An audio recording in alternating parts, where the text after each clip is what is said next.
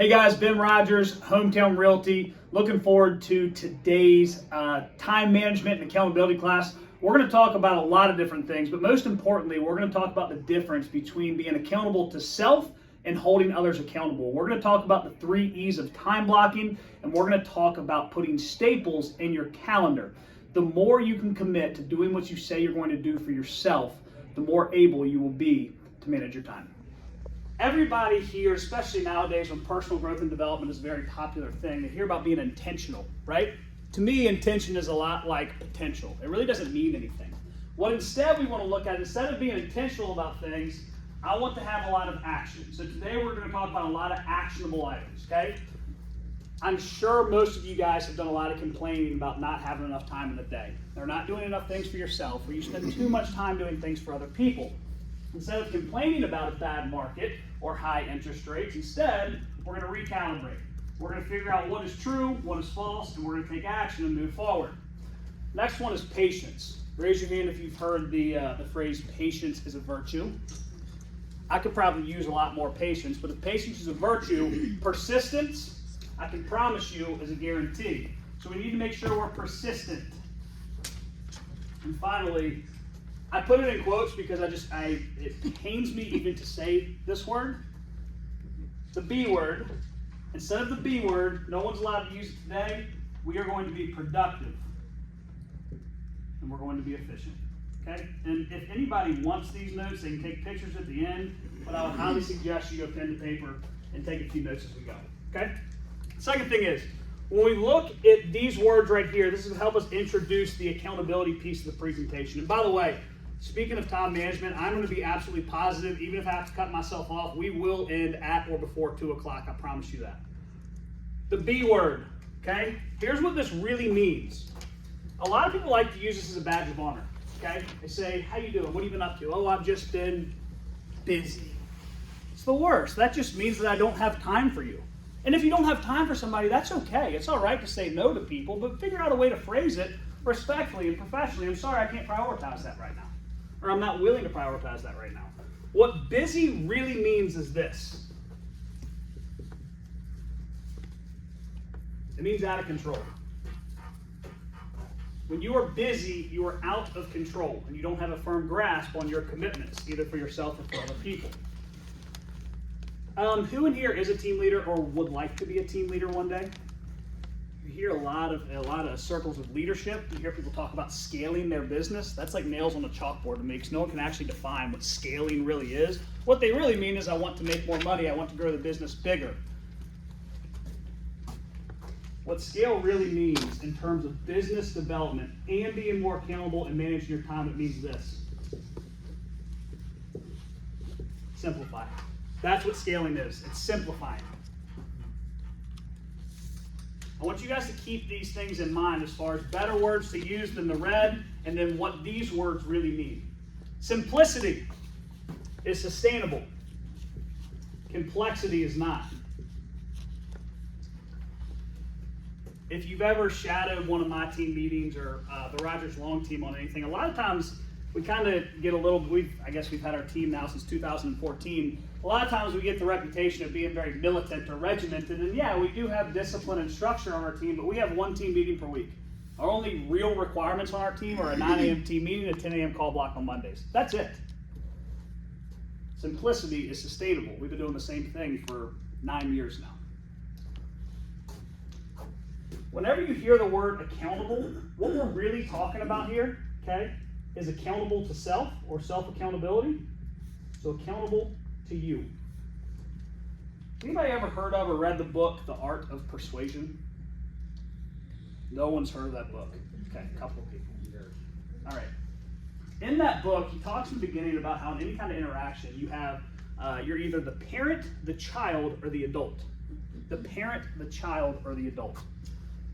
Here, being professionals that we are, we want to be the adults in the situation. Okay? So when a parent disciplines a child, puts the child in timeout, right? That's not what we're doing in the professional world at all. And we're going to talk about that as far as the difference between being self-accountable and holding others accountable. So first, we need to be accountable to you. And finally, self-accountable. In my opinion, and maybe some could disagree and get really technical with this, being self-accountable really means the same thing as other really cool fancy words like commitment, discipline, and integrity. Can I please have, and it's okay, you're not going to get hurt or anything. I would like 3 volunteers to come up here with me, please. Oh my God. You always volunteer in these classes. Fantastic. Who else? Come on. Captain Tommy. Perfect. All right. Let's just start. Quick introduction, name, office, years in the business, etc. Real quick. Megan O'Rear. I'm on Josh Simpson's team out of Carytown. I think I'm coming up on 3rd year. So. Beautiful. Kevin Long, 20 Creek office, Rogers Long team, and 20, 12, 11, 12. 11, almost 11 years. Yeah.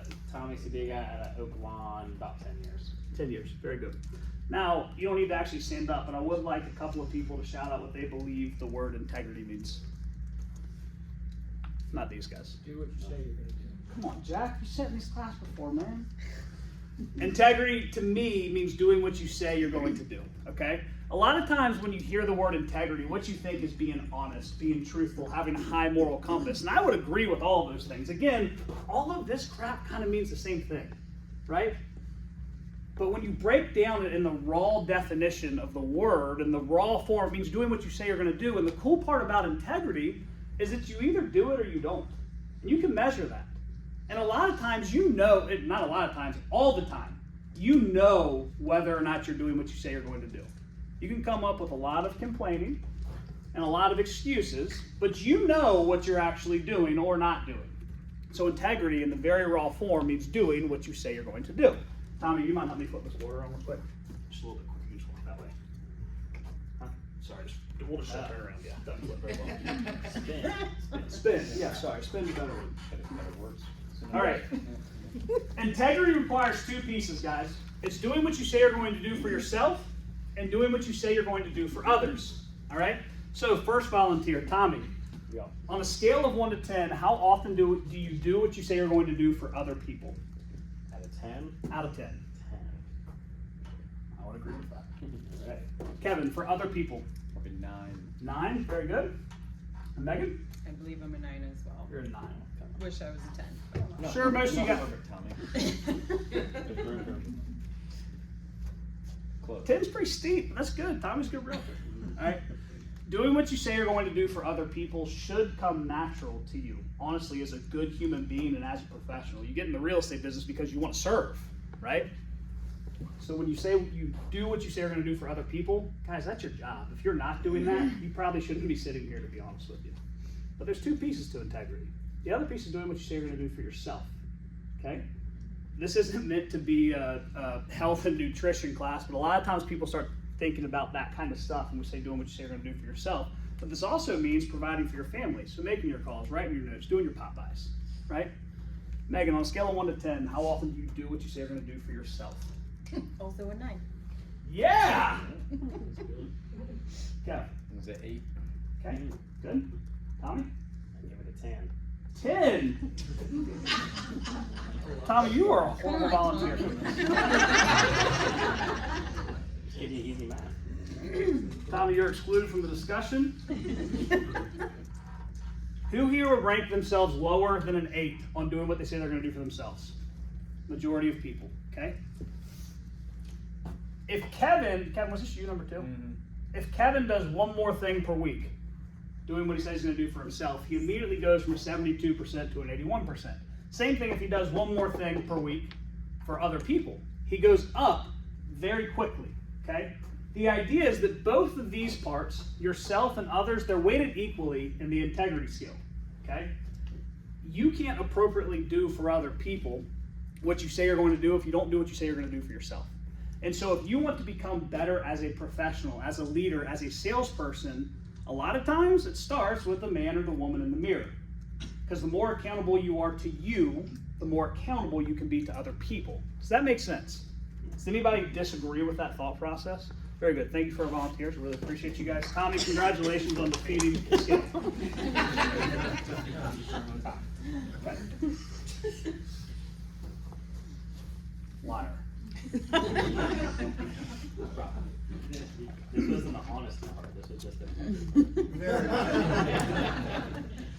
All right. We would agree that leading by example is better than leading by words, right? Yes. On the other side of the board, we had synonyms. I also believe that leader is synonymous with salesperson, or great leader is synonymous with great salesperson. They require almost the exactly same skills and the same traits. Okay. So, where was I? Leading by example? Yes, leading by example. Okay. There are three types of leaders, in my opinion, or three types of salespeople. Again, synonymous. Three types of leaders. You have bad, you have good, you have great. Okay? Bad leaders don't do anything they say they're going to do. Period. Good leaders, which is just about everybody except Tommy in this room. Okay? Good leaders do more of what they say they're going to do for other people than for themselves. Right? They're up to everybody else's beck and call. How many realtors that have been in the business 5 more years just think you bend over backwards for your clients and you're working too late, you're working weekends, all that kind of stuff? Everybody believes that, right? Every beck and call, every time your phone rings, freak out and you got to go do this, right? I'm not telling you have to be persistent or trying to encourage. There's a little bit of accountability and a little bit of control. Great leaders do what they say they're going to do for themselves because they know that they can better lead by example than with their words. Right? So the difference between being self-accountable and holding others accountable, is that in order to hold others accountable, you have to be accountable to yourself first. It always starts with you. Always, always, always. And this is, guys, this isn't a selfish outlook. This is a disciplined outlook. Okay? So really, when you break it down, my coach asked me 4 months ago, he said, Ben, what is, like, and I'm supposed to be the accountability guy. It's like, what does accountability mean? And I didn't even know how to answer it, to be honest with you. It was kind of confusing.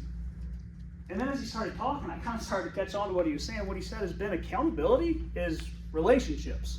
Accountability is love. And to me, that really started to make sense. As a leader or as a salesperson, you're not the parent putting the child in timeout. You're an adult leading a group of people and holding other adults accountable to what the team is doing. Whether you're a team leader or leading and coordinating a transaction, it's the same thing. We don't do things around here that way, right? Your behavior is not conducive to our team. That is holding others accountable. Is when you can hold yourself accountable. Accountability is nothing more than deep relationships and loving the people you work with. Understood? All good there. Keep the integrity scale in mind as we work towards the end on the one thing. Okay? Any questions so far? No? Very good. Can someone in here please define for me what time blocking is?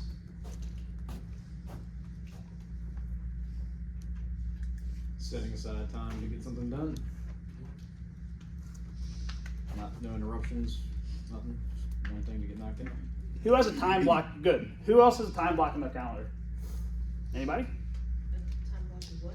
A time block in their calendar for anything. Which time block?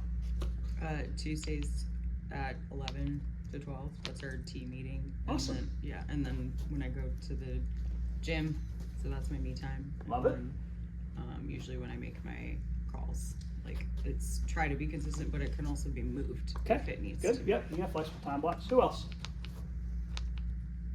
I time block cold calling. Nice. I have really bad memory, so I time block cold calling when I do social media creation, and I even have to time block picking up my kids from school. Very good. Very good. Guys, time blocking is when you have a set start time and a set end time. Okay? We talked earlier about the importance of simplifying things. You guys noticed we simplified hometown training by having one training per week called Hometown University. It starts at 1 p.m. every single Wednesday, ends at 2 p.m. It's the same time, same place, every single day. That's time blocking. Okay? When you can start with a couple of time blocks and you start making some consistencies with that, you start to be able to manage your time a little bit better. Okay? Again, the more often you do what you say you're going to do for yourself, the more accountable you are for you and what you say you're going to do, the better able you're going to be to manage your time, right? Who here has attended all, if not maybe all but one of Hometown U classes so far? I can almost guarantee that you probably feel more organized since Hometown U started just because of that. 1 hour per week. That's it. We always encourage you guys to set a lunch before or set a lunch after, right? That's called habit stacking, okay? The idea is that you have a time block or a staple, which we'll get to, in your calendar. You add one more thing to it, and now it becomes a habit. You can do that on a consistent basis, okay? So we have what we call the 3 E's of time blocking, and I'll use familiar examples as we go. The first one, call it environment blocking. Does anybody know what I mean by environment blocking? You have a set place for your time block. Very good. That's exactly right. Hometown U, same place, right? Most of the time, people associate their call block, their prospecting block, with the location in which they're doing it, okay? If you're having trouble focusing during your call block, put some walking shoes on and go outside with headphones on and make calls. Mara on our team does that all the freaking time. Hayden does it all the time. Same time, same place, same environment. Environment block. In coaching, we bring up this with, we call it the hat trick. The idea with the hat trick is that if you want, Big Dean actually told me a while ago, and this was off of, I think we were coming off of a Bikini seminar, where he said that if you want to change the results without changing the facts, you have to change your perspective. And sometimes that can actually be your physical perspective, your environment. So this is, I think in 2016, I was complaining, not recalibrating to Big Dean about our sales. We were down. We were, it's kind of going into the Christmas season or whatever. He said, hey, have you ever considered a perspective shift, like a physical perspective shift? We painted the walls in our office. Kevin and I literally switched desks for no other. We have the same exact desk. We just switched desks. And all of a sudden we had 8 sales in December. You can call it coincidence if you want, but December really isn't traditionally a huge sales month. And I don't really believe in coincidences anymore, right? When we talk about the hat trick, what we mean is that if you're moving into a different activity and you're wearing a different hat, we have a lot of people who will literally put a hat on to do certain activities and take the hat off to do other activities. You move from, I'm not telling you to wear a hat into your listing appointment, right? But you move from being a buyer's agent to a listing agent, to a teammate, to a transaction coordinator. You have a lot of different things to do. Shift your perspective with your environment. Everybody understand? Any questions? Awesome. Number 2, exaggerate time. Can anybody spell exaggerate? I looked this up before this. Yes. Go. E-X. No, don't look at anybody else. E-X-A-G-E-R-A-T. 2 G's. Dang, really? Everyone else was right. Man. The second E of time blocking is exaggerate time, okay? I hate being late. I despise being late. I think it's rude. I think it's disrespectful. I know people have challenges and excuses and problems and all the other stuff, but for me, I can't take it. That's me personally. Maybe that's a temper thing I have to work on. Exaggerating time. You take Hometown U again as the example. It's from 1 p.m. to 2 p.m. If that is simply in your calendar as 1 p.m. to 2 p.m., you're not exaggerating time. Maybe it should be in your calendar from 12:30 to 2:30. Everybody, who here has a problem managing their email inbox? Maybe text messages, voicemails, all that crap, right? The reason is because you don't exaggerate time. You put this in your calendar from 1 to 2 p.m. and then you schedule a call at 2 p.m. You don't have time to do anything in between. When you exaggerate time, it gives you extra flex time to reply to missed calls, to clean your email inbox, that kind of stuff. There's some people, and I don't disagree with this, it just hasn't worked for me. There's some people who actually create a time block for emails, and that works for a lot of people. For me, it doesn't. I tend to just follow my emails and my flex time. For me, I'm really good at exaggerating time and scheduling flex time in my calendar, right? So next time you set an appointment, we're going to talk about scheduling appointments here in a second. But next time you set an appointment, strongly consider exaggerating time. This also allows you the opportunity to make sure you have time to travel and that you're not late, okay?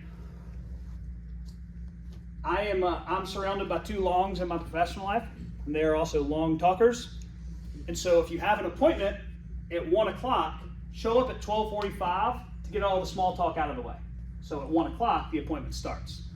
A lot of you guys showing up here at 12:50 to 1 o'clock, that's great. Shake hands, give hugs, how you doing, what's going on. Then at 1 o'clock, we get to work. That's the importance of being early, okay? Third E, expectations. Set expectations.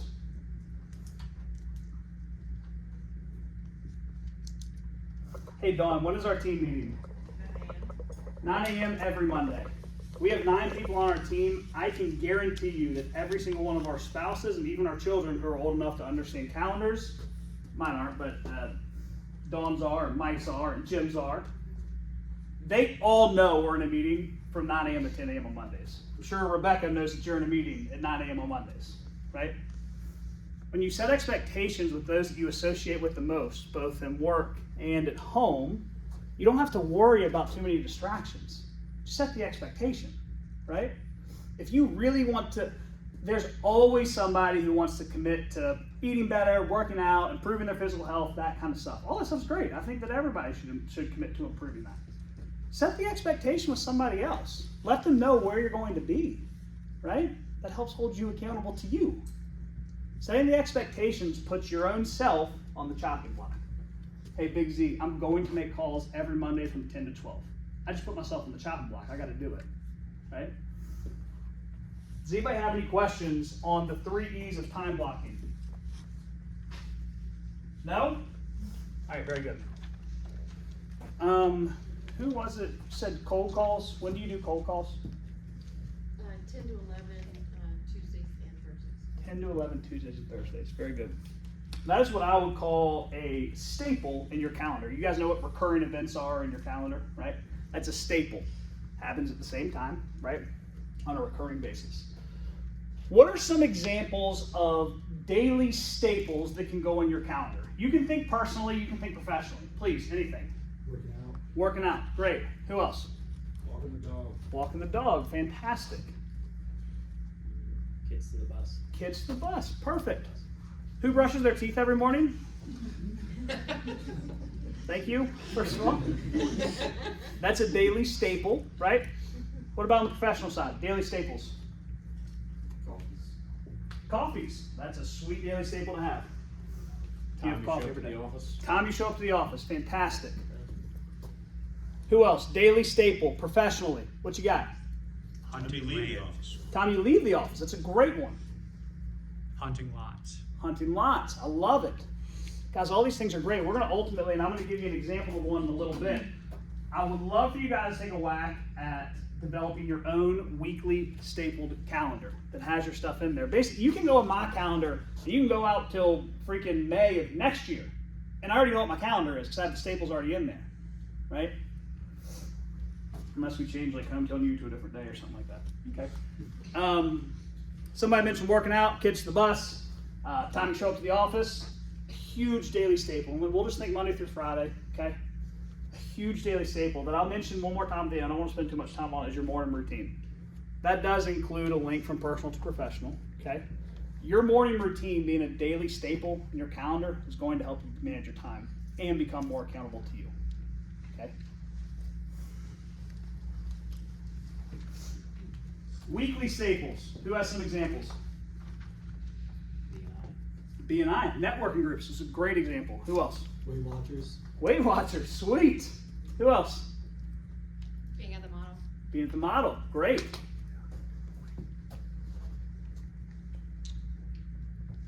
Coaching. Coaching. Very good. Training.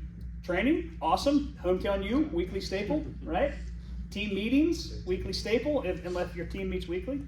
And guys, of course, you can have like 2 times a week staples like your cold call block, or your team might meet every other week.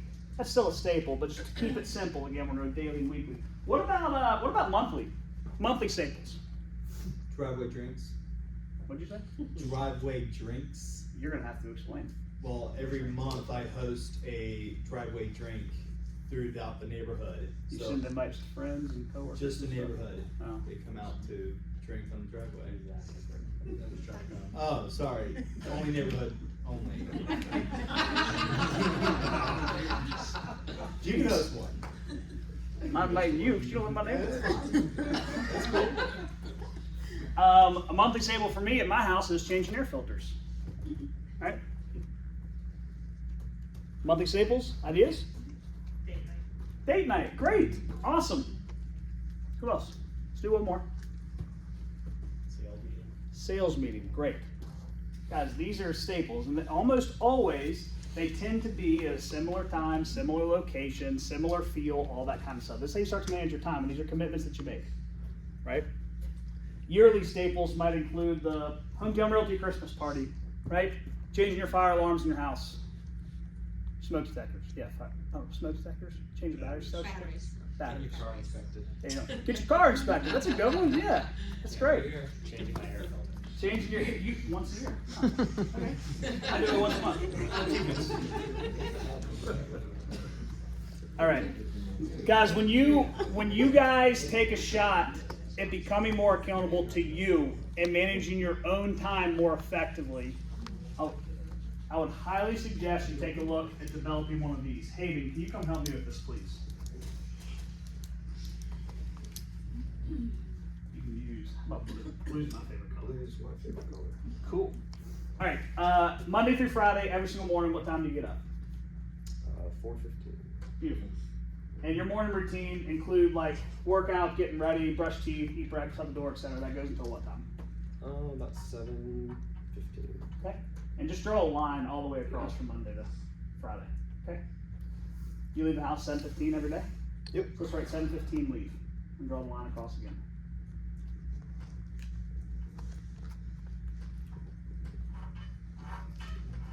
All right. Kevin mentioned earlier that a good daily staple is the time you leave for work or the time you arrive at the office. I know based on Hayden's goals for this year that at 7:45 every day, he either wants to be at the office or he wants to be at a coffee appointment with the client. I think has it just been once that you had like a car breakdown or something? Yeah, I was 2 minutes late. He was late. 2 minutes late. Okay, all the way across again. So that's office or coffee, right? On Mondays, we have a weekly staple that is a team meeting, right? Yep. So that's just Mondays. 10 a.m. to 12 p.m. Call block. Okay. I would imagine, let's go with a fancy green color here. Tuesdays, Wednesdays are coffees, right? Yep. Thursday is 2:12. Yep. What time's 2:12 start? 8:30. Okay. Other than that, what else is on your calendar that's stapled every week? Afternoon walks, and Tuesday, Wednesdays I'll do like walk and talks. Just Beautiful. following up. Come on then.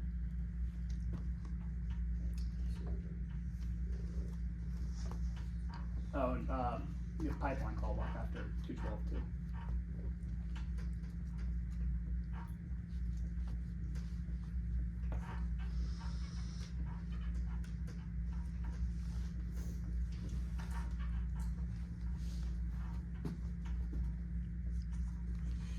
Beautiful. Thank you, Hayden. Appreciate it. Guys, here is the point to this. Hayden's a very structured, disciplined dude, first of all. He's probably like Tommy. He's 10s in both categories. I mean that sincerely. Not everybody is like that, and you can certainly get better at doing what you say you're going to do more often for yourself. But look at the simplicity of this. I know both of our handwriting is freaking terrible, but if there's 40 hours in a single work week, he has so much open space available. I mean, think this goes all the way to 6 p.m. or 7 p.m. or whenever you stop. There's way more free time or flex time than committed time. Keep things very, very simple and develop your staple calendar. You're way more likely to start committing to doing what you say you're going to do for yourself and then for others. Does that make sense? All right. What else did I have on my little list for you guys? Scheduling. How many people have had an appointment this week that they have to prepare for? Awesome. Listing appointment, maybe a training class, maybe a recruiting meeting, who knows what it is. In theory, in my opinion, not in theory, in application, every time you set one appointment, you should actually set 3. Set the appointment, schedule time to prep, schedule time to follow up. Every single time, okay? So if you have a listing appointment, that is, what's today, Wednesday? Friday at noon, okay? Appointment, I would schedule that first, Then on Thursday, maybe from 3 to 4, you put another time block in your calendar because you're not committed to another staple. Prep appointment, and then either Friday afternoon or Saturday morning, follow up. And literally, you put it in your calendar. How many people here are Tom Ferry guys, gals? Tom Ferry's a pretty cool dude, pretty good. Only one, Big Z. You went to his, Tommy, you went to his thing out in Vegas or something, didn't you? Yes. Pretty awesome. Tom Ferry said something that I absolutely love. He says that it's not in your calendar, it doesn't exist. I'm a big fan of pen and paper, which I'm going to talk about in a second. I think that everybody should really commit to pen and paper. We all have calendars in our phone that should sync to the calendar of our computer. If you need help with that, get some help. It's very, very beneficial. Every time you schedule one appointment, schedule 3. The actual appointment, the prep, and the follow-up. Because then when you're setting appointments with people and you're trying to sell yourself, you can actually do it very confidently, telling them, I'm the most prepared guy you're going to talk to. I literally have time in my schedule to prepare for this appointment. You guys have heard all the time when you look at professional athletes, they spend way more time in training and in practice and recovery than they do actually playing the game. Same sort of thing. Your list appointment's only going to last an hour, but your prep might last 2 and your follow-up might last another 2. Put it in your calendar just as if it's the real thing. Okay? Just because it makes sense to me, I call it 3-for-1 schedule. All right? I want to hit a little bit on morning routines. Who here believes they have a consistent morning routine? Sweet! Nate, can you tell us about your morning routine? Start walking the dog, or getting up, Yeah? walking the dog, going back in, reading a little bit, feeding the dog, showering, getting into the office. Awesome. Same time? Yes. Beautiful. Who else? Get up, coffee, or get up, shower, coffee, head to work. Love it. Tommy? Unload dishwasher, work out, get kids to school, get to the office. Every morning on the dishwasher? Run that at night, Okay. every morning. It's like changing your air filter Dude, I bought cheap air filters. I want to come collect your air filters. I must have a bad HVAC. They're dirty every month. Sorry. Unload the dishwasher, change your air filter. Yeah, work out, get to school, get to the office. Okay. Anybody else? Morning routines, anybody? Wake up, coffee, meditate. That's key because when I miss that, the whole day somehow gets turned upside down. Yes. Yeah. And then sometimes go to a workout class depending on what day of the week it is. Okay. Walk the dog. Who feels they have an inconsistent morning routine? All of you people have consistent morning routines. It's a lot. Okay. Have you ever had a consistent morning routine and compared it to how you feel when you're inconsistent with it? Yes. Yes. And? Prefer the consistency. Big Z? It's been a long time, so I can't tell you. Since you've been consistent with it? Well, I'm always I'm consistent being inconsistent. You're using way too many words at this point. All right. If you feel you have an inconsistent morning routine, and guys, when I say consistent, what we're really, I guess, looking for here is the same time you're getting up in the morning and doing very similar activities. Maybe you're a person that works out in the morning. I personally am. I think that most people that are productive are. It's completely up. Some people work out better in the afternoon, whatever. The purpose is you get up at the same time every day. We have some sort of exercise. Our brain, our body, whatever. There's some sort of exercise that gets you up and going. You do breakfast in the morning, you do coffee, you get ready for the day, all that kind of stuff. The most productive people you're going to talk to have a very consistent morning routine, Monday through Friday, at a minimum. Some of them go all the way through Saturday, all the way through Sunday, okay? So I want to give you guys 2, I say prescriptions because I don't really think these are magic pills, but these are definitely prescriptions to becoming more accountable to you and becoming better at managing your time, okay? The first is something that I like to call FOTG. This stands for feet on the ground. This is kind of the first step to establishing a consistent morning routine. Select the time you're going to get up in the morning, build everything off of that, okay? Most people, if you ask them what time they get up in the morning, they're like, 6-ish, 6:15, 6:30 to 7. Somebody says 6:30 or 7, they get up at 7. They get upset with tea. Did you raise your hand when we were talking about inconsistent morning routines?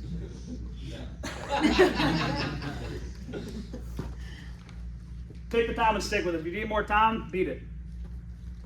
Pretty simple concept. Okay? 2, never leave the office or wherever you're working without preparing for tomorrow. Personally, I believe in a handwritten schedule. When you handwrite your schedule down, it gives you more opportunity to figure out what you need to prep for. It gives you opportunity to figure out how long you need to travel for certain appointments, right? Up at the same time every day. Never leave the office without preparing for tomorrow. Okay? Is anybody in here consistently late for things? You guys are all so freaking perfect. I can't even believe it. You were late. I'm not weren't you? gonna lie. I'm What? late all the dang time. It drives me bananas. Do you say that you're gonna be late? Nope. What were you? That's not. Nope. Oh yeah, it was the 9th. I do the things just late. Yeah.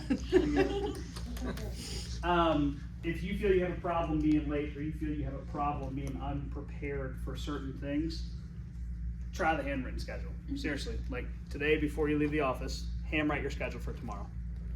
Very low chance, unless you don't hear your alarm, or you didn't set your alarm, or your phone somehow messed up, which is almost impossible. You are not going to be late, and you will be more prepared. Okay? I would like you guys to take a few minutes, please, and I'll turn the music back on. I want you guys to go back through your notes, and I would like to hear from a few people on one very, very small thing they're going to commit to on a consistent basis to become more accountable to them, to yourself, and to manage your time more effectively. Okay? If you want to come up with 2, that's okay too, but I really want to keep this really, really, really simple here. Okay? And then after we do that, I would like you to turn to somebody besides you. If you have to work in a group of 3, that's okay. I'd like you to share with them what you are going to do to hold yourself accountable to it. Okay? Let's give it about 3 or 4 minutes, okay? Hey guys, hello. Would anybody like to come up here and share what you're going to commit to, please? Well, Come on. I got you. Okay. Come tell everybody. It's going to be awesome. So it appears that I'm consistently 3 minutes late to You are, Hometown I'm University. But exactly 3. Okay. So I'm going to work on exaggerating my time blocks. Very good. Because it is in the calendar, but it's not expanded to where I can be here on time. So that's the main thing I'm going to work on. Very good. That's That's awesome. Good for you. Fantastic. Exaggerating time. I like the small commitment of that one thing per week, being early for it. Who else? Can I comment on that one? 'Cause Please. for a while, there's a guy that's about 6'5" that's on my team. I won't mention any names.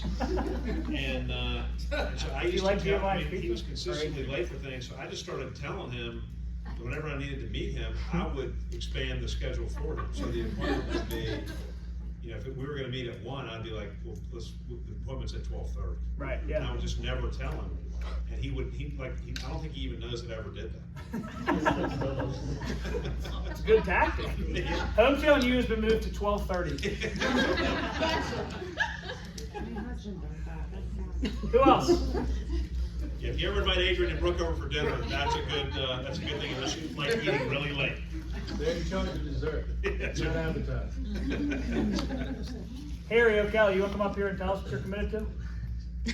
Come on, man. Do I stand up? Yeah, come on up here, dude. It's good.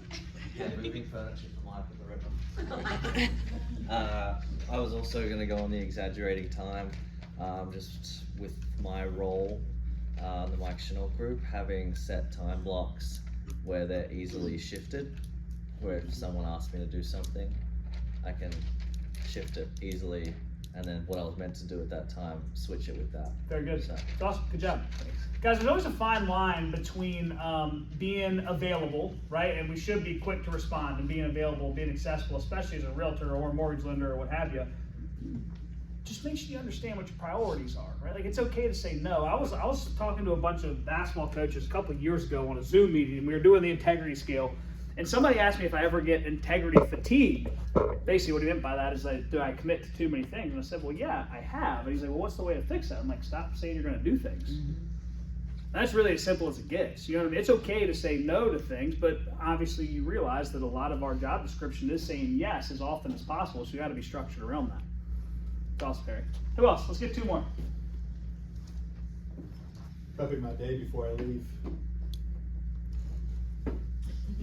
Hi, I'm Chris Zaldivar.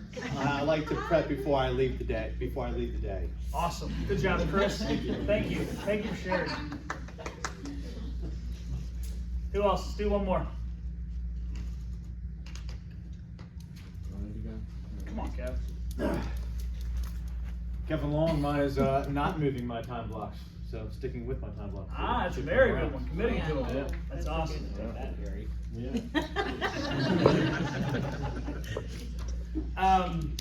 If you haven't already done it, I would like everybody to go real quick and get themselves a blank sheet of paper. This is gonna be the last thing we do when we're done. Just get a blank sheet of paper. Unless your name is Tommy, Kevin, or Megan. Scale of 1 to 10, how often do you do what you say you're gonna do for other people? Write that number down. On a scale of 1 to 10, how often do you do what you say you're going to do for other people? Write that number down. And then the next number you write is going to be how often you do what you say you're going to do for yourself. Again, unless you're Tommy, or I guess Megan, or Kevin, one of you guys.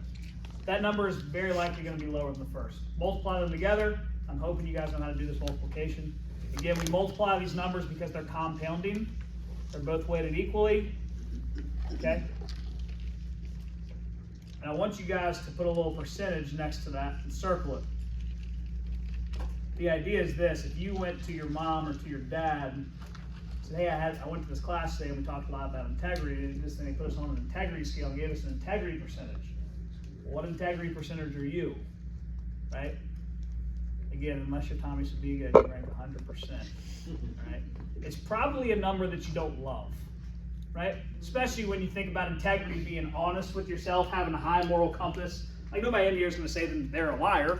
But if you don't do what you say you're going to do for yourself, like, let's think very black and white here. You're a liar. Right?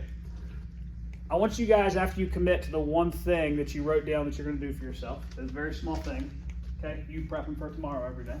I want you to check back on the integrity scale again in a week, and then in 2 weeks, and then in a month, and see if that number goes up a little bit. I think it'll be beneficial for you guys. Anybody have any questions? Accountability, time management. Can I just mention something that I Please. noticed that I Yes. put down?